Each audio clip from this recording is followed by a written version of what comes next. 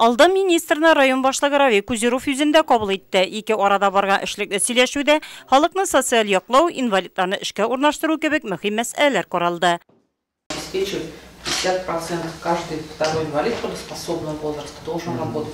Шулай ук министр шәһәр мәдәният сараенда гражданнарны кабул итте. Аңа нурлатлылар социаль яклау өлкәсенә кагылышлы закончалыклар, вакытында алда пенсиягә чыгу турында шәхси сораулар белән мөрәҗәгать иттеләр. Станки была игра ветеран труда. Награды книг, российские награды,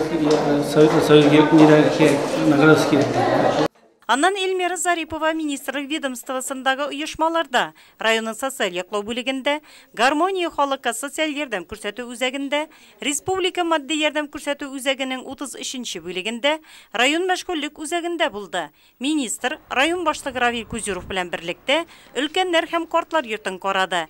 Биредә карауга мохтаҗ 125 өлкән кеше тәрбияләнә. Эльмира Зарипова эшлекле очрашу барышында өлкәннәрнең яшәү шартлары белән танышты, ремонт мәсьәләләре белән кызыксынды. Биредә тәрбияләнүче өлкәннәр белән аралашты.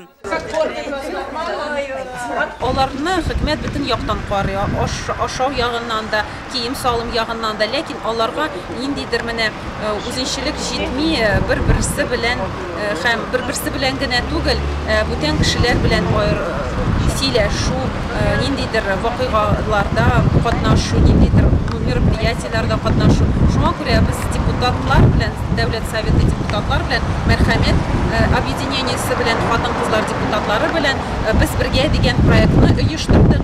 Шулай ук республика кунагы әлеге учреждениенең хуҗалыгында карады. Министр Нурлат өлкәннәр һәм картлар йортының эшчәнлегеннән канәгать калуын да белдерде.